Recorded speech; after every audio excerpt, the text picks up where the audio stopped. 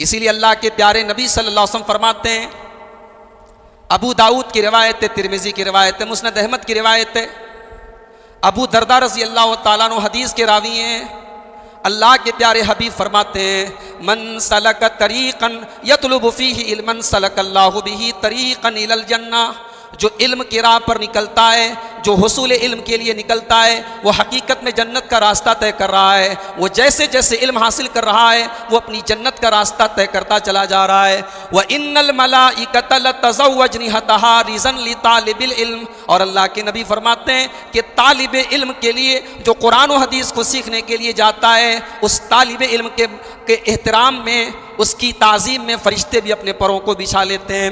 وَإِنَّ الْعَالِمَ لَيَسْتَغْفِرُ لَهُ مَنْ فِي السَّمَاوَاتِ وَالْأَرْضِ حَتَّى الْحِيتَانُ فِي الْمَاءِ، اور اللہ کے نبی فرماتے ہیں کہ عالم کے لیے زمین و آسمان کی تمام مخلوقات مغفرت کی دعا کرتی ہیں، یہاں تک کہ پانی کے اندر رہنے والی مچھلیاں بھی اس کے لیے مغفرت کی دعا کرتی ہیں۔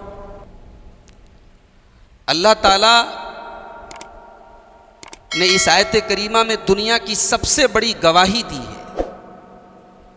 کیا ہے وہ گواہی؟ شہید اللہ انہ لا الہ الا ہو، اللہ تبارک و تعالی گواہی دے رہا ہے۔ گواہی دینے والا کون ہے؟ ذرا اس پر غور کیجیے۔ اللہ گواہی دے رہا ہے، کس بات کی گواہی دے رہا ہے؟ انہ لا الہ الا ہو، اللہ کے سوا کوئی عبادت کے لائق نہیں۔ سب سے بڑی گواہی اس کائنات کی اللہ تعالیٰ دے رہا ہے، اور اللہ تعالیٰ اپنی اس گواہی میں کس کو شامل کر رہا ہے؟ ذرا اس کے اوپر غور کیجیے۔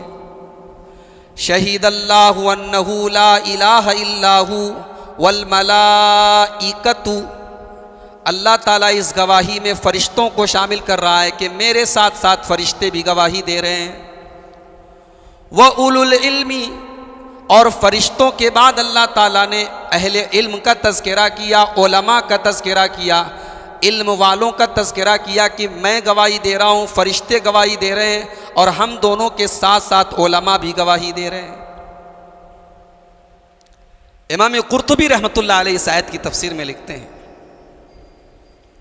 کہ علم کا مقام اور عالم کا مقام سمجھنے کے لیے قرآن کریم کی یہ آیت کافی ہے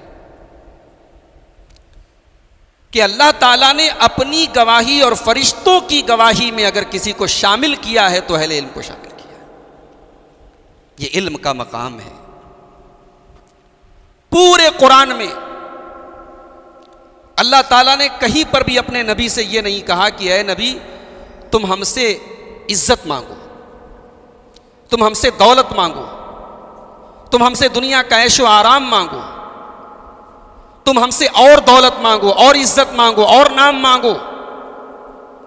اگر اللہ تعالیٰ نے اپنے نبی کو اور مانگنے کا اگر حکم دیا ہے، کسی چیز میں اور زیادتی کا حکم دیا ہے، تو میرے بھائیوں سورہ طٰہٰ کے اندر اللہ فرماتا ہے وَقُرْ رَبِّ زِدْنِی عِلْمًا، اے میرے نبی یہ دعا کرو کہ اے میرے رب مجھے اور علم عطا فرما۔ یہ علم کا مقام ہے۔ قرآن کریم کا 28واں پارہ اٹھائیے، اللہ تبارک و تعالیٰ تذکرہ کرتا ہے یرفع اللہ الذین آمنوا منکم والذین اوتوا العلم درجات، اے ایمان والو، اللہ تعالیٰ جس طریقے سے ایمان والوں کا درجہ بڑھاتا ہے اسی طریقے سے ایمان والوں کے اندر ایک جماعت ایسی بھی ہے، ایک گروہ ایسا بھی ہے جس کو اللہ تعالیٰ عظمت دیتا ہے، اونچا مقام دیتا ہے۔ اور وہ کون لوگ ہیں؟ فرمایا وہ اہل علم ہیں، وہ علماء ہیں جن کو علم دیا گیا ہے۔ سورہ فاطر کے اندر اللہ تعالیٰ فرماتا ہے انما یخشی اللہ من عبادہ العلماء، اللہ کے بندوں میں حقیقت میں اللہ سے ڈرنے والے، اللہ سے خوف کھانے والے، اللہ کو پہچاننے والے، اللہ کا تقوی اپنے اندر اختیار کرنے والے کون ہیں؟ وہ علماء حق ہیں، وہ علماء ربانی ہیں، وہ قرآن و حدیث کے علماء ہیں، وہ قرآن و حدیث پر چلنے والے علماء ہیں۔ علم بڑی اونچی چیز ہے میرے بھائی، دنیا کی دولت علم کا مقابلہ نہیں کر سکتی۔ علم دولت کے آگے نہیں جھک سکتا، دولت علم کے آگے جھکتی ہے۔ تاریخ نے دیکھا ہے مدینہ کے اندر جب امام مالک حدیث کا درس دیتے تھے، وقت کا حکمراں اپنے بچوں کو لے کر کے آتا تھا کہ امام مالک ذرا میرے بچوں کو بھی حدیث پڑھا دیجیے۔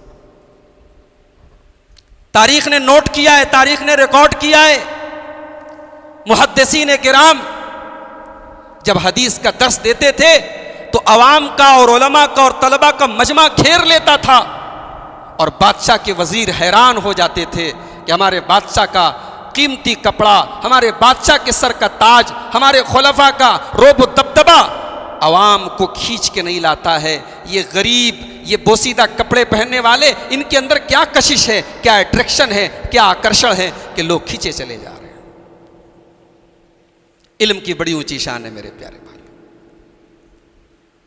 اسی لیے اللہ کے پیارے نبی صلی اللہ علیہ وسلم فرماتے ہیں، ابو داؤد کی روایت ہے، ترمذی کی روایت ہے، مسند احمد کی روایت ہے، ابو درداء رضی اللہ تعالیٰ عنہ حدیث کے راوی ہیں، اللہ کے پیارے حبیب فرماتے ہیں، من سلک طریقا یطلب فیہ علما سلک اللہ بہ طریقا الی الجنہ، جو علم کی راہ پر نکلتا ہے، جو حصول علم کے لیے نکلتا ہے، وہ حقیقت میں جنت کا راستہ طے کر رہا ہے۔ وہ جیسے جیسے علم حاصل کر رہا ہے وہ اپنی جنت کا راستہ طے کرتا چلا جا رہا ہے۔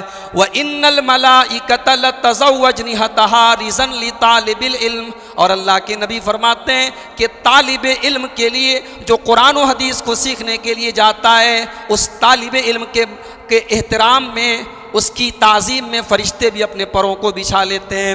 وَإِنَّ الْعَالِمَ لَيَسْتَغْفِرُ لَهُ مَنْ فِي السَّمَاوَاتِ وَالْأَرْضِ حَتَّى الْحِيتَانُ فِي الْمَاءِ، اور اللہ کے نبی فرماتے ہیں کہ عالم کے لیے زمین و آسمان کی تمام مخلوقات مغفرت کی دعا کرتی ہیں، یہاں تک کہ پانی کے اندر رہنے والی مچھلیاں بھی اس کے لیے مغفرت کی دعا کرتی ہیں۔ بعض علماء نے اس حدیث کی شرح میں لکھا ہے کہ پانی کی مچھلیوں کا کیا فائدہ ہے، وہ کیوں علماء کے لیے دعا کر رہے ہیں؟ تو جواب دیا گیا، یہ عالم ہے جو بتاتا ہے کہ مچھلی حلال ہے، حلال کیا ہے، حرام کیا ہے، جائز کیا ہے، ناجائز کیا ہے، یہ علماء بتاتے ہیں۔ یہ امت کو، عوام کو ان کے حق میں کیا مفید ہے، ان کے حق میں کیا نقصان دہ رہنمائی کرتے ہیں۔ یہی وجہ ہے کہ زمین و آسمان کی تمام مخلوقات ان کے لیے مغفرت کی دعا کرتی ہیں۔ وَفَضْلُ الْعَالِمِ عَلَى الْعَابِدِ كَفَضْلِ الْقَمَرِ لَيْلَةَ الْبَدْرِ عَلَى سَائِرِ الْكَوَاكِبِ، اور اللہ کے رسول صلی اللہ علیہ وسلم فرماتے ہیں کہ ایک عالم آدمی ہے، اور ایک آدمی عالم تو نہیں ہے لیکن بہت بڑا عابد ہے، بہت بڑا تہجد گزار ہے، بہت نیک ہے، لیکن عالم نہیں ہے۔ اللہ کے نبی فرماتے ہیں کہ اس عابد کے اوپر، اس نیک آدمی کے اوپر، اس عالم کی فضیلت ایسی ہی ہے جیسے چاندنی رات میں 14ویں کا چاند چمک رہا ہو، 14ویں کا چاند چمک رہا ہو، آسمان کے سارے ستارے اس چاند کے سامنے پھیکے پڑ جاتے ہیں، اس چاند کی جو فضیلت ان ستاروں کے اوپر ہے۔ نبی اکرم فرماتے ہیں کہ چاندنی رات کے اس 14ویں کے چاند کی فضیلت جیسے ان ستاروں کے اوپر ہے، ویسے عالم کی فضیلت عابد کے اوپر ہے۔ وَإِنَّ الْعُلَمَاءَ وَرَثَةُ الْأَنْبِيَاءِ، اور اللہ کے رسول فرماتے ہیں کہ علماء انبیاء کے وارث ہیں۔ فَإِنَّ الْأَنْبِيَاءَ لَمْ يُوَرِّثُوا دِينَارًا وَلَا دِرْهَمًا، اس لیے کہ انبیاء کرام جب دنیا سے جاتے ہیں تو اپنا مال اور دولت وہ وراثت میں نہیں چھوڑ کے جاتے، وہ پراپرٹی کو وراثت میں چھوڑ کے نہیں جاتے۔ بخاری شریف کی روایت ہے، حضرت فاطمۃ الزہرا نبی اکرم صلی اللہ علیہ وسلم کی سب سے چھوٹی بیٹی، خلیفہ اول حضرت ابوبکر صدیق کے پاس آتی ہیں اور کہتی ہیں کہ میرے ابا کا ایک باغ ہے، باغ فدق، میں اپنے باپ کے اس باغ کی وراثت کا حصہ لینے آئی ہوں، وہ باغ ہمیں سونپ دیا جائے۔ سیدنا صدیق اکبر رضی اللہ تعالیٰ عنہ نے یہی حدیث پڑھی تھی کہ اللہ کے نبی نے فرمایا کہ انبیاء کرام وراثت نہیں چھوڑ کے جاتے، وہ جو چھوڑ کے جائیں وہ صدقہ ہوتا ہے۔ بخاری شریف کی روایت ہے، حضرت ابوبکر صدیق نے جب یہ حدیث پڑھی تو حضرت فاطمہ خاموش ہو گئی، حدیث سن کر کے خاموش ہو گئی، واپس چلی گئی، پھر بحث نہیں کی، پھر جرا نہیں کی، کیونکہ ہو سکتا ہے حدیث پاک جو حضرت ابوبکر صدیق نے سنائی وہ حضرت فاطمہ کو معلوم نہ رہی ہو، اس لیے وہ مطالبہ کرنے چلی آئیں، لیکن جیسے ہی حدیث پاک سن لی خاموش ہو گئی۔ اور یہی ایمان والے کا تقاضا ہے، ایک ایمان والے کے ایمان کا تقاضا ہے، حدیث پاک پڑھی جائے، رسول پاک صلی اللہ علیہ وسلم کی حدیث پڑھی جائے، ایمان والا سر تسلیم خم کر دے، خاموش ہو جائے۔ تو انبیاء کی وراثت مال نہیں ہے، کیا ہے ان کی وراثت؟ انما ورثوا العلم، انبیاء نے اپنے پیچھے علم دین کو وراثت بنایا ہے، ان کی وراثت علم دین ہے۔ اور انبیاء کی یہ وراثت کس کو ملی ہے؟ یہ علماء کو ملی ہے، جنہوں نے اپنے نبی کے علم دین کو، اپنے نبی سے شریعت کے علم کو حاصل کیا ہے۔ اللہ کے نبی حدیث کا آخری ٹکڑا بیان فرماتے ہیں، فَمَنْ أَخَذَهُ أَخَذَ بِحَظٍ وَافِرٍ، جس نے علم دین کو حاصل کر لیا اس نے بہت قیمتی چیز کو حاصل کر لیا، اس سے بڑا خوش نصیب کوئی نہیں ہے۔ علم دین سب کو نہیں ملتا میرے بھائی، اللہ تعالیٰ ہزاروں میں لاکھوں میں کسی ایک کو چنتا ہے۔ اللہ تعالیٰ جسے علم دین کی سمجھ دے بڑا خوش نصیب ہوتا ہے وہ۔ اللہ کے پیارے نبی صلی اللہ علیہ وسلم فرماتے ہیں، مَن يُرِدِ اللَّهُ بِهِ خَيْرًا يُفَقِّهُ فِي الدِّينِ، اللہ تعالیٰ جس کو دین کی سمجھ دیتا ہے اس کے ساتھ بھلائی کا ارادہ کرتا ہے، اللہ اس کے ساتھ کچھ اچھا کرنا چاہتا ہے، اللہ سب کو دین کی سمجھ نہیں دیتا۔ مگر یہاں پر ایک سوال پیدا ہوتا ہے کہ علم دین سیکھنے کا کیا مطلب ہے؟ کیا علم دین سیکھنے کا یہی مطلب ہے کہ آدمی ایک مدرسے میں جا کر کے تعلیم حاصل کرے، کسی ادارے میں جا کے عالم بن جائے، فاضل بن جائے، یہی عالم ہونے کا مطلب ہے؟ یا علم دین کا مطلب یہ بھی ہے کہ آدمی کتاب کا مطالعہ کرے، آدمی کسی کی تقریر سن لے، کوئی علمی بیان سن لے؟ تو یاد رکھے کہ علم حاصل کرنے کی دو شکلیں ہیں، ایک تھوڑی کامن شکل ہے اور ایک اسپیشل شکل ہے، ایک خاص شکل ہے۔ کامن شکل یہ ہے کہ آپ کو علم کی بات جہاں بھی ملے، جتنی بھی ملے آپ حاصل کریں، آپ طالب علم مانے جائیں گے، آپ علم حاصل کرنے والے مانے جائیں گے۔ کمال پورہ کی مسجد میں پروگرام ہو رہا ہے، رات کے 11:30 بج رہے ہیں، آپ یہاں بیٹھے ہیں، کیا مقصد ہے آپ کا؟ کوئی دعوت تو نہیں دی گئی آپ کو؟ ایسا نہیں ہے کہ آپ کو یہاں مہمان نوازی کے لیے بلایا گیا ہے، آپ علم دین سیکھنے کے لیے آئے، آپ طالب علم ہیں۔ اور دین کا جو ضروری علم ہے، نماز کیسے پڑھی جائے، روزہ کن چیزوں سے ٹوٹ جاتا ہے، زکوٰۃ کتنی دینی چاہیے، حج کا طریقہ کیا ہے، یہ جو دین کا بیسک علم ہے، معاف کیجئے صرف علماء کا کام نہیں، آپ سب کا کام ہے، ہم سب کا کام ہے۔ اللہ کے پیارے نبی صلی اللہ علیہ وسلم فرماتے ہیں، ابن ماجہ کی صحیح روایت، طلب العلم فریضۃ علی کل مسلم، علم کا حاصل کرنا ہر مسلمان پر فرض ہے۔ یہاں علم حاصل کرنے کا کیا مطلب ہے؟ جامعہ سلفیہ میں داخلہ لینا نہیں، وہ سب کے اوپر فرض نہیں ہے۔ عالم بننا سب کے اوپر فرض نہیں ہے، ڈگری حاصل کرنا سب کے اوپر فرض نہیں ہے، لیکن علم حاصل کرنا سب کے اوپر فرض ہے۔ یہ کون سے علم کی بات ہو رہی ہے؟ دین کا بیسک علم، دین کا بنیادی علم، عقیدے کا بنیادی علم، اللہ کے بارے میں، رسول کے بارے میں، نماز کے بارے میں، شریعت کے بارے میں جو ضروری باتیں وہ ہم سب کو معلوم ہونی چاہیے۔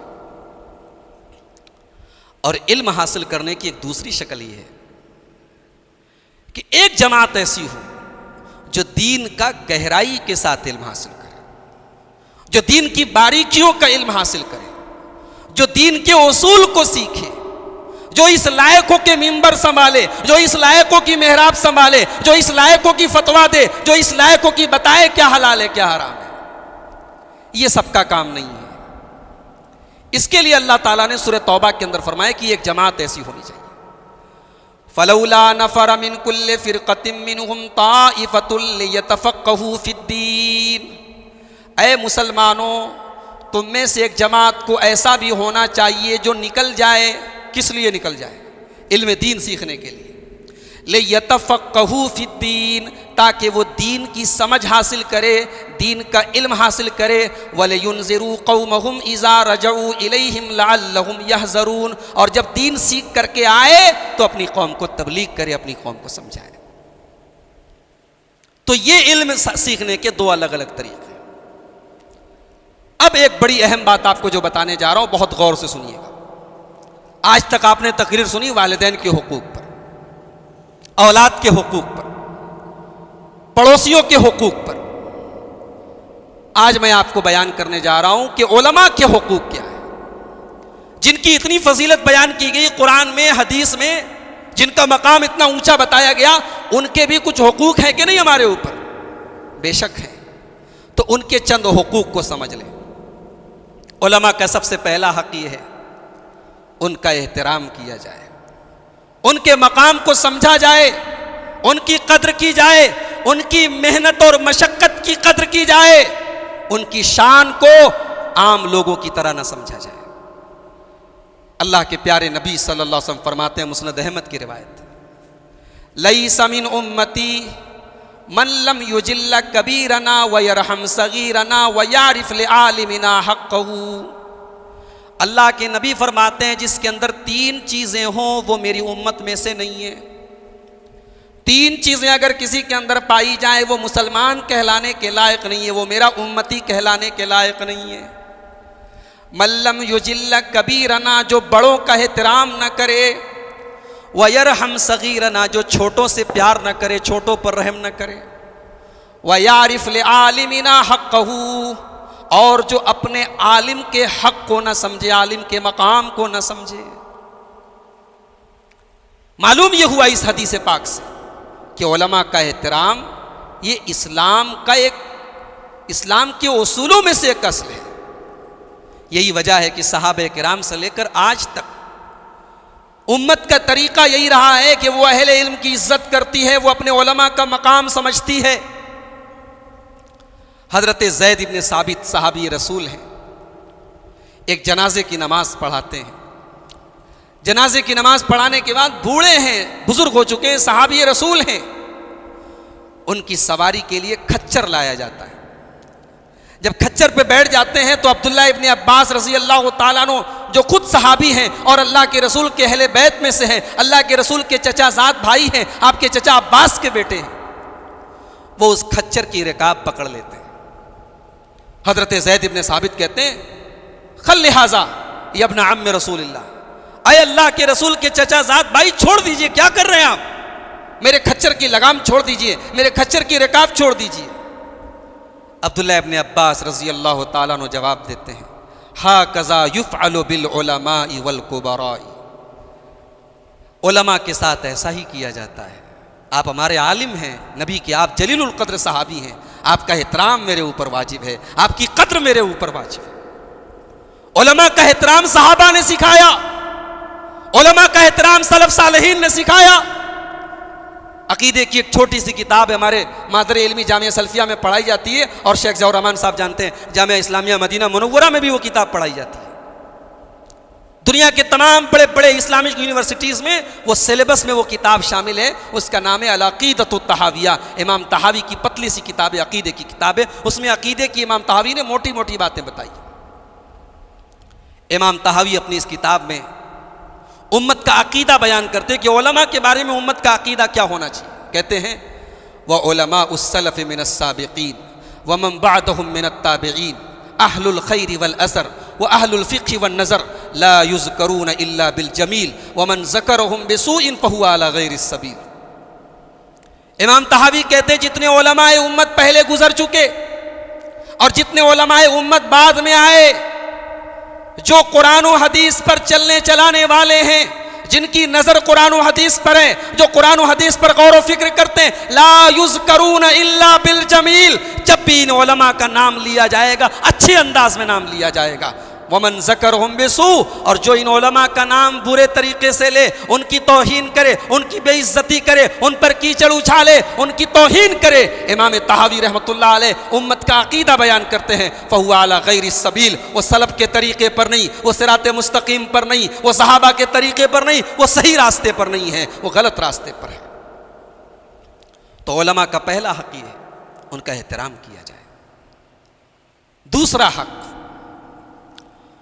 علماء کے بارے میں کوئی بدتمیزی کرے، بدزبانی کرے تو آپ علماء کا دفاع کریں، آپ علماء کا ڈیفنس کریں۔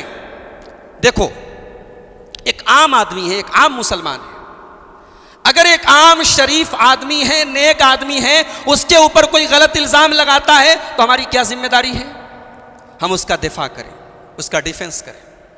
اور اگر اپنے کسی عام مسلمان بھائی کا ڈیفنس کرتے ہیں ہم، اس کی آبرو پر حملہ ہو رہا ہے، ہم بچانے کی کوشش کرتے ہیں، تو اللہ کے پیارے نبی کیا فرماتے ہیں؟ ترمذی کی روایت ہے، من رد عن عرض اخیہ رد اللہ عن وجہ النار یوم القیامہ، جو اپنے بھائی کی عزت و آبرو کا دفاع کرے، جو اپنے بھائی کی عزت پر حملہ ہونے سے بچائے، اللہ تبارک و تعالیٰ قیامت کے دن جہنم کی آگ سے اس کے چہرے کو بچائے گا۔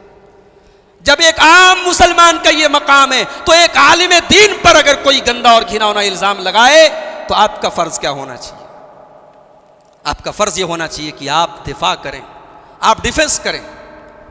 اور اگر آپ کو معلوم ہے کہ اس عالم کے اندر وہ برائی واقعی میں موجود ہے جو برائی بیان کی جا رہی ہے، تب بھی آپ کو اس برائی کو بیان کرنے کا حق نہیں۔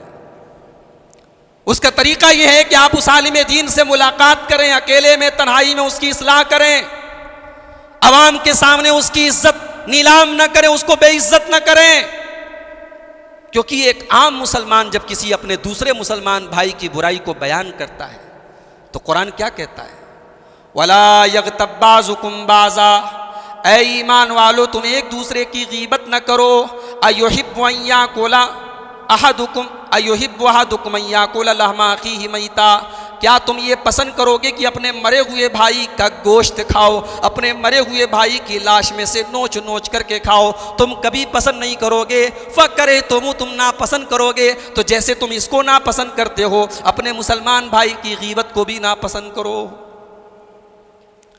امام ابن عساکر الدمشقی ایک بہت بڑے عالم گزرے ہیں، انہوں نے بڑے پوائنٹ کی بات لکھی۔ انہوں نے کہا لحوم العلماء مسمومۃ، علماء کے گوشت زہریلے ہوتے ہیں۔ کیا مطلب؟ علماء کے گوشت زہریلے ہوتے ہیں۔ جب ہم کسی کی غیبت کرتے ہیں گویا اس کا گوشت کھاتے ہیں، اور جب عالم کی غیبت کرتے ہیں تو ہم گوشت جو کھا رہے ہیں وہ زہریلا گوشت کھا رہے ہیں۔ وہ زہر کا مطلب کیا ہے؟ ہم ایک عالم کی جب غیبت کر رہے ہیں تو گویا کہ ہم سماج سے ایک عالم کی عزت ختم کر رہے ہیں، اور جب ایک عالم کی عزت ختم ہوگی تو اس عالم کا مقام ایک جاہل کو دیا جائے گا۔ تو آپ اپنے دین و ایمان کو خطرے میں ڈال رہے ہیں۔ امام ابن عساکر الدمشقی کہتے ہیں علماء کے گوشت زہریلے ہوتے ہیں۔ امام ابو حاتم الرازی بہت بڑے امام گزرے ہیں، وہ کہتے ہیں علامت اہل البدع الوقیۃ فی اہل الاثر، بدعتیوں کی علامت ہے کہ وہ محدثین پر، علماء پر، قرآن و حدیث بیان کرنے والوں پر اعتراض کرتے ہیں، طنز کرتے ہیں، کیچڑ اچھالتے ہیں۔ یہ کس کی علامت ہے؟ یہ بدعتیوں کی علامت ہے۔ امام عبداللہ ابن مبارک کہتے ہیں عقل مند آدمی تین لوگوں کا مذاق کبھی نہیں اڑائے گا۔ حق العاقل اللہ یستخف بالثلاثہ، جو عقل مند ہوگا، جس کے اندر سوجھ بوجھ ہوگی، وہ تین لوگوں کا مذاق کبھی نہیں اڑائے گا۔ کون ہیں تین لوگ؟ بالعلماء والسلاطین والاخوان، اپنے علماء کا، اپنے بادشاہ کا اور اپنے بھائی کا مذاق نہیں اڑائے گا۔ پھر امام عبداللہ ابن مبارک اپنی بات کو ایکسپلین کرتے ہوئے کہتے ہیں من استخف بالعلماء ذهب دینہ، جو اپنے علماء کا مذاق اڑائے گا، جو علماء کی تحقیر کرے گا، جو علماء کی توہین کرے گا، وہ دین سے ہاتھ دھوئے گا۔ ومن استخف بالسلطان، اور جو اپنے بادشاہ کا مذاق اڑائے گا وہ دنیا سے ہاتھ دھوئے گا۔ ومن استخف بالاخوان، اور جو اپنے بھائیوں کا مذاق اڑائے گا ذہبت مروءتہ، اس کی انسانیت اور اس کا اخلاق ختم ہو جائے گا، اس کے اخلاق کا جنازہ نکل جائے گا۔ تو یہ دوسرا حق ہے علماء کا کہ آپ ان کا دفاع کریں۔ اگر ان کے اندر کوئی کمی ہے، فرشتے نہیں ہیں، آپ ہی کے بیچ میں رہنے والے، آپ ہی کے جیسے انسان ہیں، جو کمزوریاں آپ کے ساتھ ہیں ان کے ساتھ ہیں، جن کمزوریوں کے شکار آپ ہو سکتے ہیں وہ بھی ہو سکتے ہیں۔ آپ ان کی اصلاح کرنے کی کوشش کریں، انہیں بے عزت نہ کریں۔ نمبر 3، تیسرا حق علماء کا یہ ہے کہ جب مسئلہ دین کا آئے تو آپ علماء سے رجوع کریں۔ بچہ بیمار ہوتا ہے، آپ ایسا تو نہیں کرتے کہ اپنے من سے دوا لے کے آ کے بچے کو کھلا دیں۔ اگر بچے کی بیماری سیریس ہے تو آپ اسپیشلسٹ کے پاس جاتے ہیں۔ ہمارے محلے میں ایک ڈاکٹر ہیں، ابھی کچھ دنوں پہلے بنارس میں وہ بخار بہت چلا تھا جس میں وہ پلیٹلیٹ کم ہو جاتے، کیا بولتے اس بخار کو؟ ڈینگو بہت پھیل گیا تھا۔ اب وہ ڈاکٹر اچھا علاج کرتے ہیں، اسپیشلسٹ ہیں، ان کے میڈیکل پر، ان کے دواخانے پہ، کلینک پہ بھیڑ لگ گئی۔ یعنی ایک دنیا کے صحت اور تندرستی کے معاملات میں ہم کتنے الرٹ ہیں. ہمیں پتا ہے کہ فلاں ڈاکٹر اس فن کا ماہر ہے. ہڈی ٹوٹے تو ہڈی کے ڈاکٹر کے پاس جاتے ہیں. دل کا مسئلہ ہو تو کارڈیولوجسٹ کے پاس جاتے ہیں. شوگر کا مسئلہ ہو تو ڈائبٹک اسپیشل کے پاس جاتے ہیں. دماغ کا مسئلہ ہو تو برین اسپیشلسٹ کے پاس جاتے ہیں. پیٹ کا مسئلہ ہو تو گیسٹرولوجسٹ کے پاس جاتے ہیں. دین کا مسئلہ آئے تو دین کا جو اسپیشلسٹ ہے علماء, آپ ان کے پاس جائیں.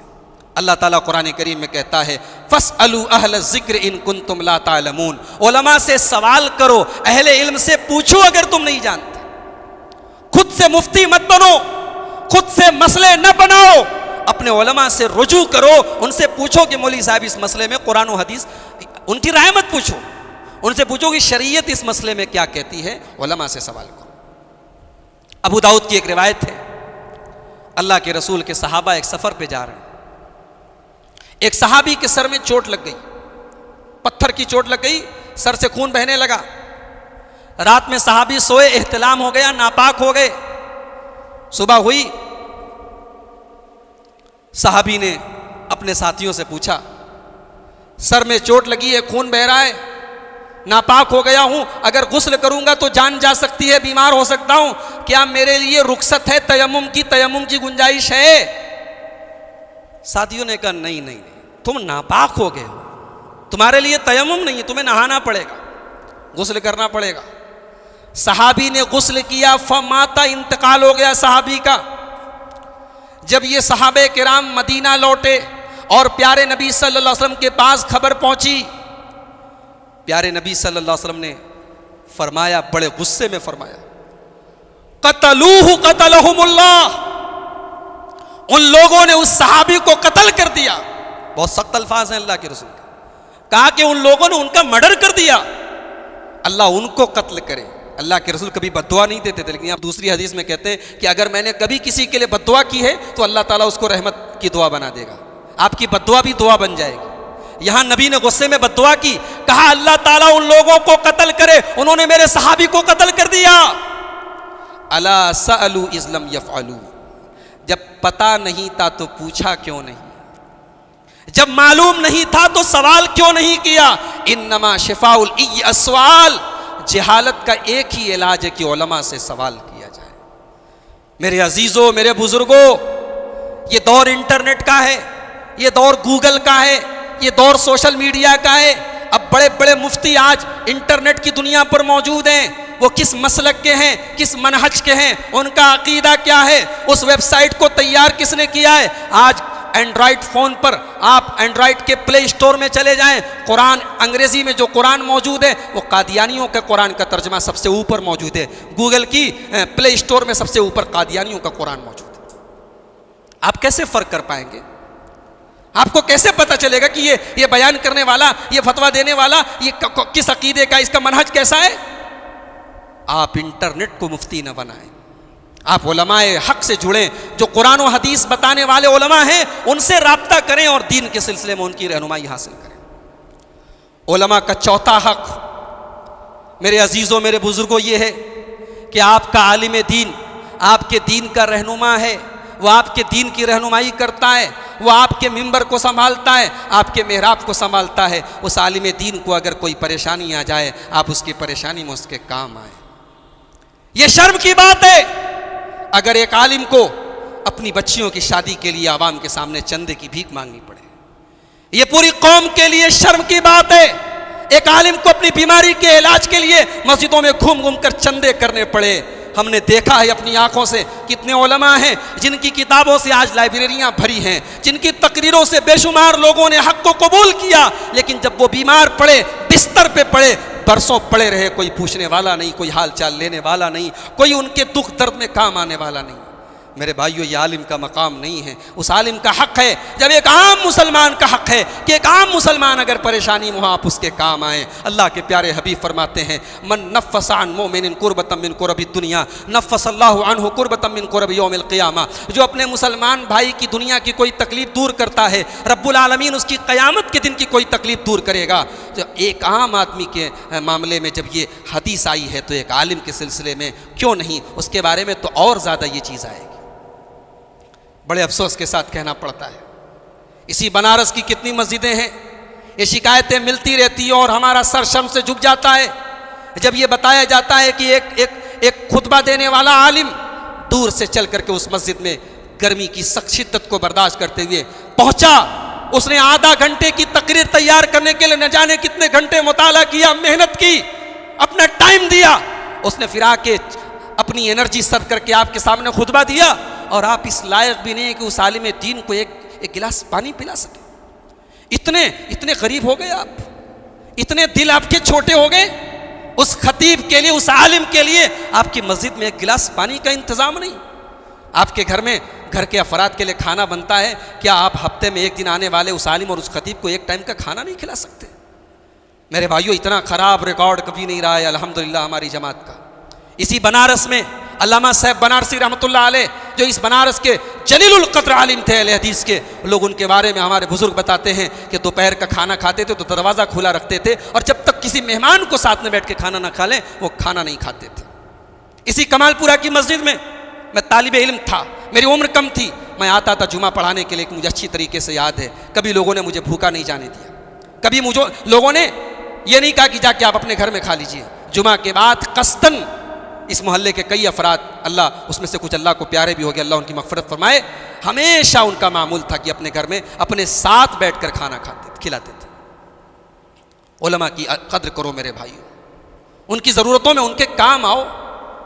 ایک عالم دین ہے, خطبہ دینے کے لیے کہیں جاتا ہے, اپنا کرایہ لگا کے, اپنا پیٹرول لگا کر کے, اگر بھائی وہ بہت خوشحال ہے, متمول ہے, مالدار ہے, الگ بات ہے, ورنہ عام طور سے مڈل کلاس کے لوگ ہیں, غریب لوگ ہیں, بیچارہ وہ اپنا پیسہ لگا کر کے, اپنا پیٹرول لگا کر کے آپ کی مسجد میں خطبہ دینے کے لیے گیا ہے. آپ کا اتنا حق بھی نہیں بنتا کہ آپ اس کو کرائے کے طور پر کچھ رقم دے دیں. بعض جگہوں پر یہاں تک لوگوں نے دیکھا کہ اس خطیب سے پوچھا گیا, مولوی صاحب کتنا کرایہ بھوا, یعنی مولوی صاحب کا اگر کرایہ 20 روپیہ ہوا ہے تو خدا نہ کرے, اللہ نہ کرے کہ 22 روپیہ ہم دے دیں, اس کو 2 روپیہ زیادہ دے دیں. یہ سوچ ہے, یہ مینٹیلٹی ہے ہماری عوام کی. میرے بھائیوں, علماء کے کام آؤ, ان کے سکھ دکھ میں ان کے کام آؤ. وہ آپ کے دین کے رہنما ہیں, انہوں نے اپنی زندگیاں آپ کے لیے کھپائی ہیں. اپنی زندگی کے بہترین ایام, اپنی جوانی کے بہترین ایام انہوں نے, جب آپ اپنے گھروں میں عیش و آرام کرتے ہیں, انہوں نے مدرسوں کے اندر کھٹے ہیں, وہ انہوں نے تعلیم حاصل کی ہے, تب جا کر کے وہ اس لائق بنے ہیں کہ آپ ان کے نام کے ساتھ مولانا کا ٹائٹل لگاتے ہیں. تو یہ چوتھا حق ہے کہ آپ علماء کے کام آئیں, ان کے سکھ دکھ میں ان کے کام آئیں. نمبر 5, علماء کا 5واں حق یہ ہے کہ ان کے علم کو پھیلائیں.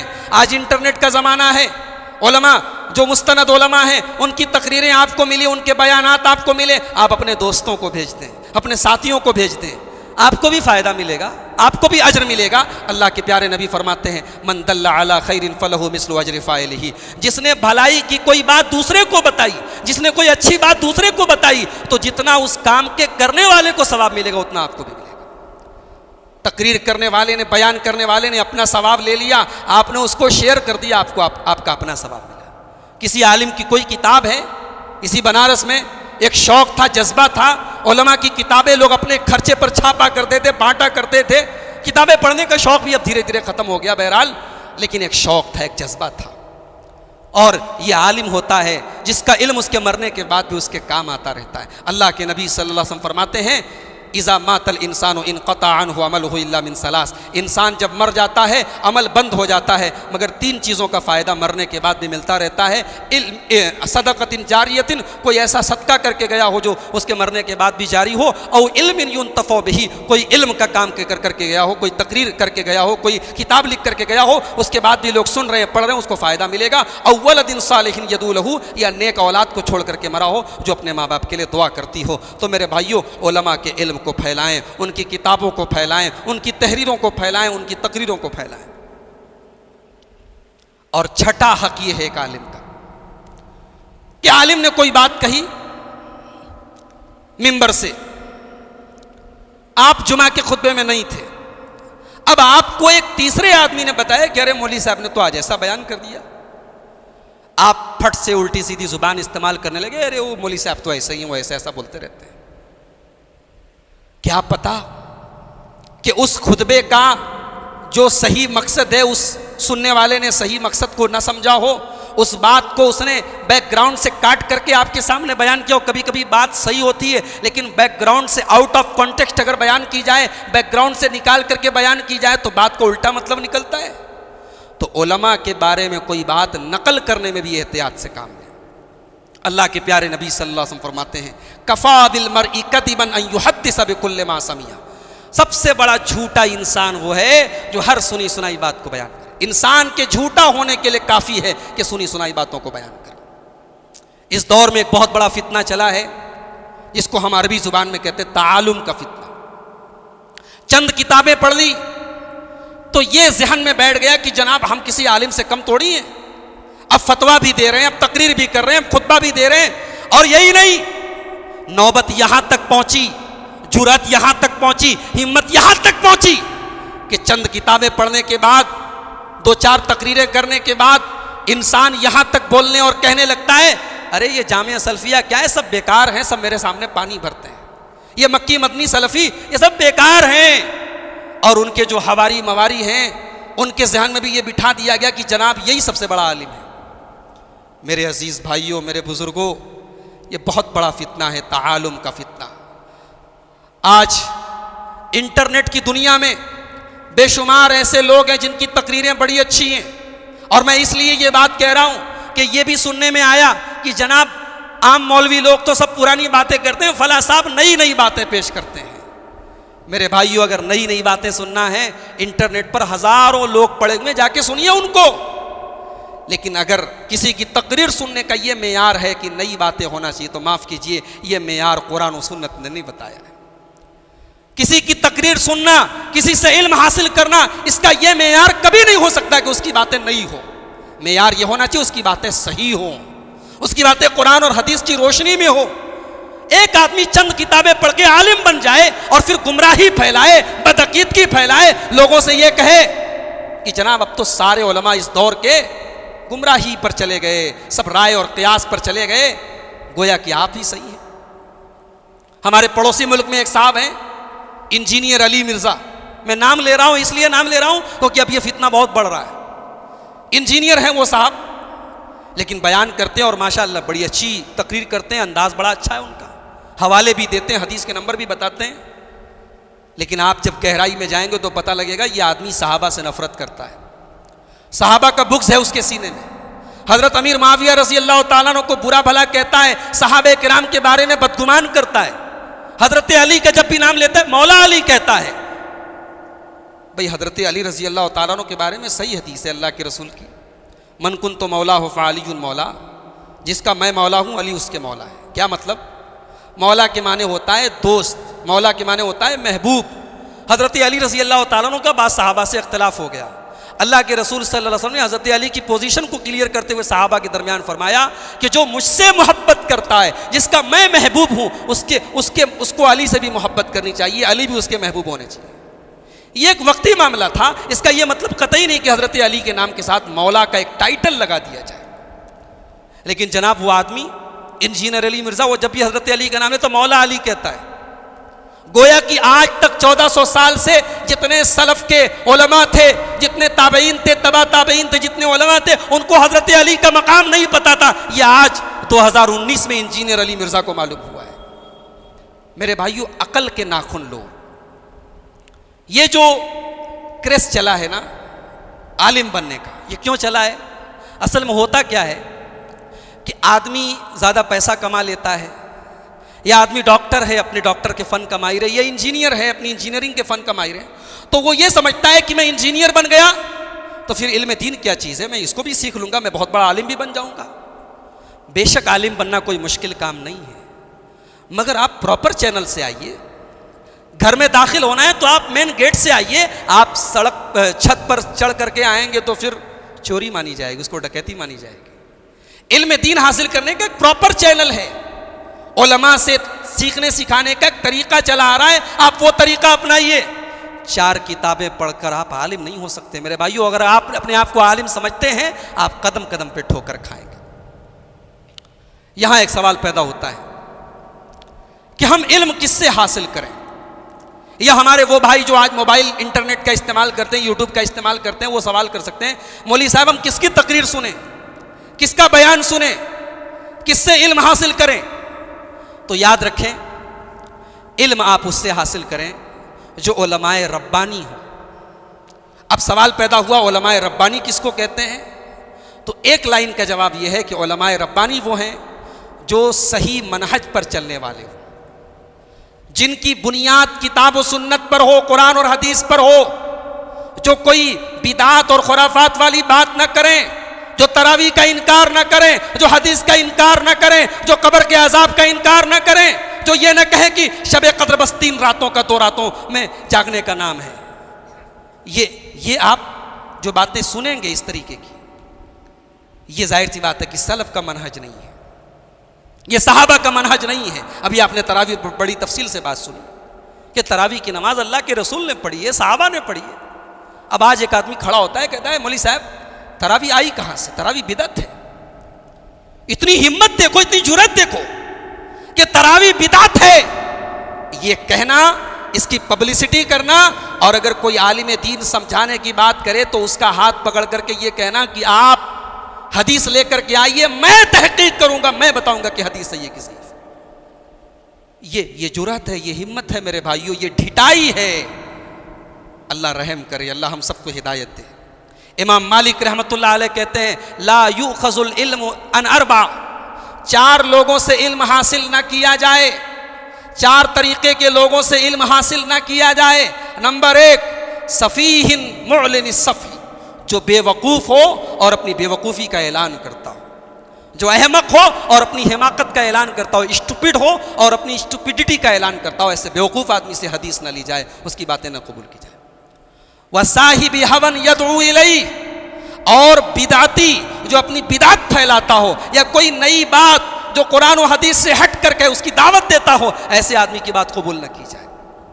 یہ کون کہہ رہا ہے؟ امام مالک کہہ رہے ہیں. اور امام مالک بہت بڑی ہستی ہے جن کی پوری زندگی حدیث پڑھنے پڑھانے میں گزری ہے. وہ یہ بات کہہ رہے ہیں کہ وہ آدمی جو قرآن و حدیث سے ہٹ کر کے کوئی بات کہہ رہا ہے اور بلا رہا ہے,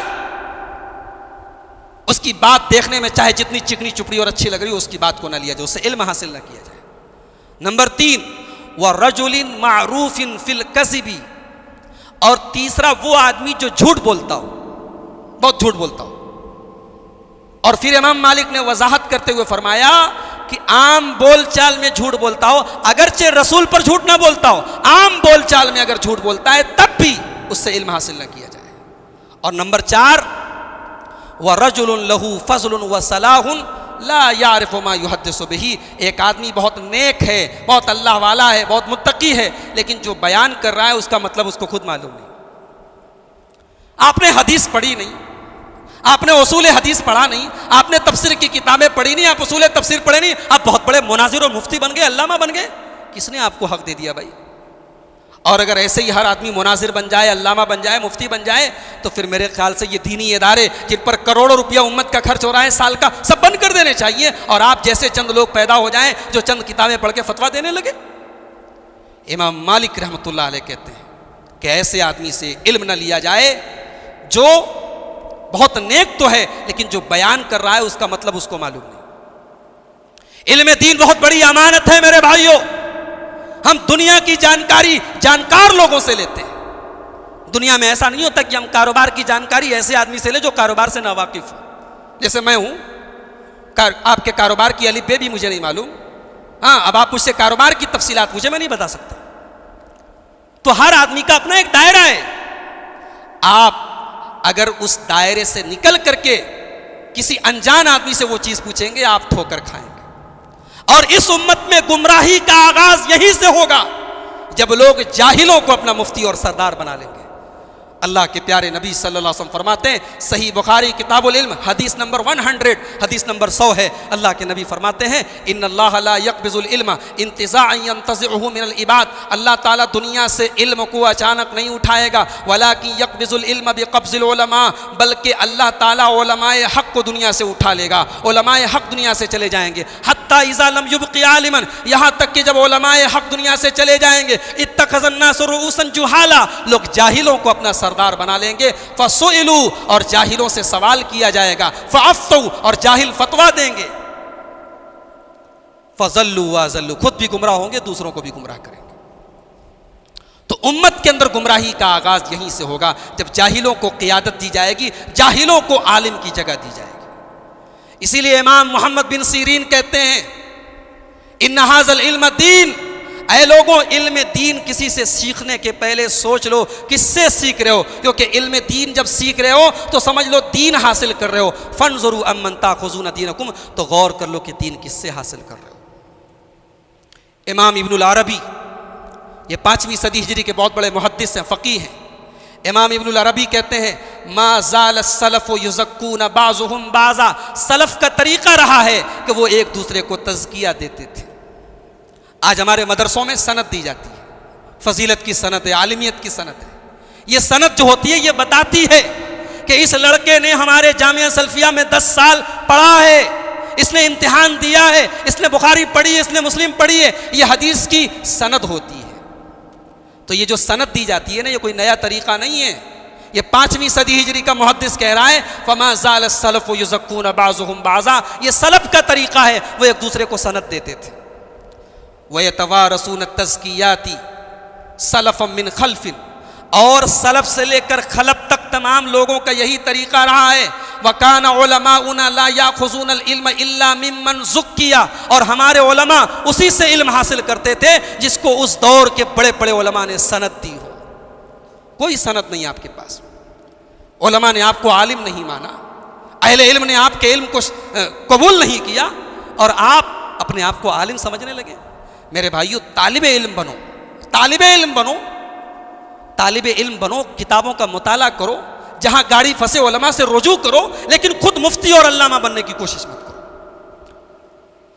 اللہ کے پیارے نبی صلی اللہ علیہ وسلم فرماتے ہیں یحمل ھذا العلم من کل خلف عدول، اس علم دین کو ہر زمانے میں ایسے لوگ اٹھائیں گے، ایسے لوگ پھیلائیں گے جو اچھے ہوں گے، عادل ہوں گے، انصاف والے ہوں گے۔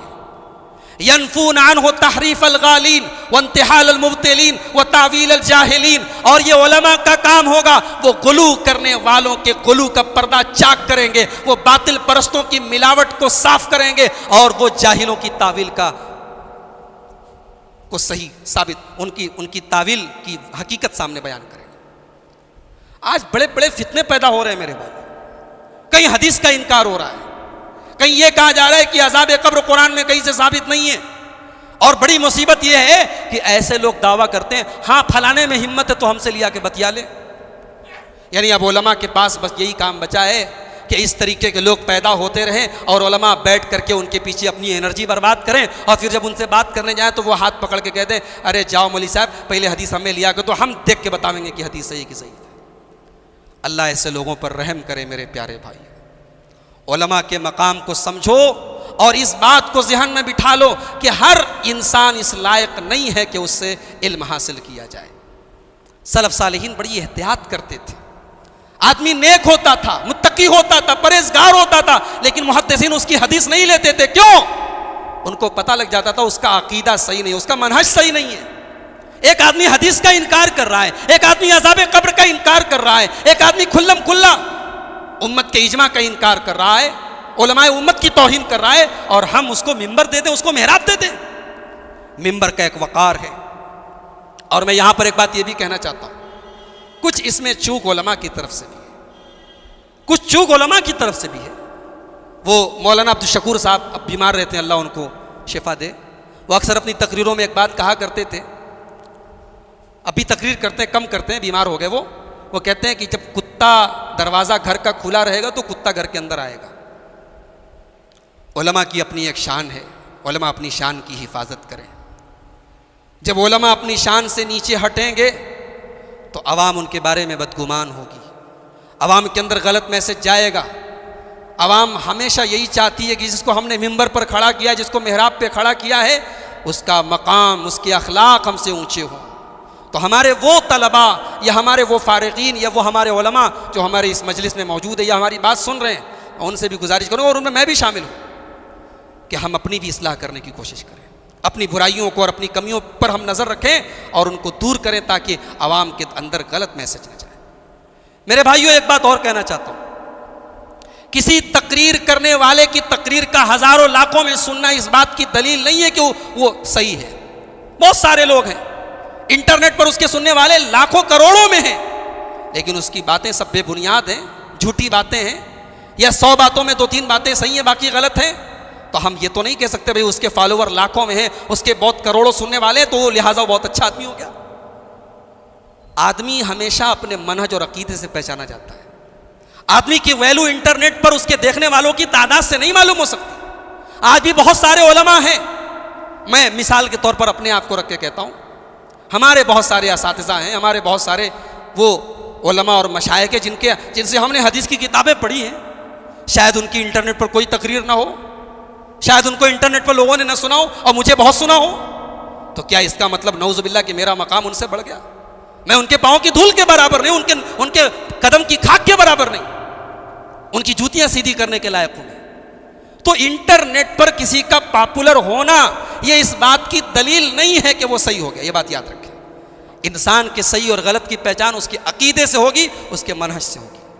تو علم دین کس سے حاصل کریں؟ علماء ربانی سے۔ علماء ربانی کون ہیں؟ جن کی بنیاد قرآن اور حدیث پر ہو اور جن کا منہج وہ ہو جو صحابہ کا منہج ہے۔ یہ چند اہم باتیں تھیں علم کے تعلق سے، علماء کے تعلق سے۔ اللہ سے دعا ہے رب العالمین ہمیں علم کی اہمیت کو سمجھنے اور علماء کے مقام کو سمجھنے کی توفیق نصیب فرمائے۔ اور میں آپ سے یہ بھی گزارش کروں گا کہ اگر ہو سکے تو اپنے بچوں میں سے کسی ایک بچے کو علم دین کی راہ میں لگائیں۔ اللہ کا شکر ہے اب ہر محلے میں 2-4 ایسے لڑکے پیدا ہو رہے ہیں، اور بھی ضرورت ہے۔ اور ہمارے لیے بڑی خوش نصیبی کی بات ہے کہ ہمارے شہر میں اتنا بڑا علم کا مرکز موجود ہے۔ پورے ہندوستان سے لوگ داخلہ لینے کے لیے آتے ہیں اور سینکڑوں کی تعداد میں واپس چلے جاتے ہیں، داخلہ نہیں ہوتا ہے۔ یہ ہماری خوش نصیبی ہے کہ ہمارے قدم چند کلومیٹر کی دوری پر ہمارے شہر میں وہ ادارہ موجود ہے، اس سے ہم فائدہ اٹھائیں، اپنے بچوں کو کوشش کریں، ایک بچے کو علم دین کی راہ میں لگائیں۔ اللہ تعالی ہم سب کو علم دین کی راہ میں اپنے بچوں کو لگانے کی بھی توفیق عطا فرمائے۔ اللہ ہمیں علماء کی قدر کرنے کی توفیق عطا فرمائے۔ اللہ ہمیں صحیح سمجھ دے کہ ہم سمجھیں عالم اور غیر عالم میں کیا فرق ہے، اور علم دین کو انہی سے حاصل کریں جو علماء حق ہیں۔ اللہ تعالی ہمیں ہر قسم کی گناہ سے، ہر قسم کی برائی سے ہم سب کی حفاظت فرمائے۔ رب العالمین ہمارے جان و مال کی، ہمارے عزت و آبرو کی حفاظت فرمائے۔ آج کا یہ پروگرام ہمارے جن بھائیوں کی، جن نوجوانوں کی کوششوں سے منعقد ہوا ہے، اللہ تعالیٰ ان کی کوششوں کو قبول فرمائے، اللہ ان کو جزائے خیر عطا فرمائے، جب تک دنیا میں زندہ رکھے، اسلام پر زندہ رکھے اور خاتمہ ہمارا ایمان پر ہو، آمین۔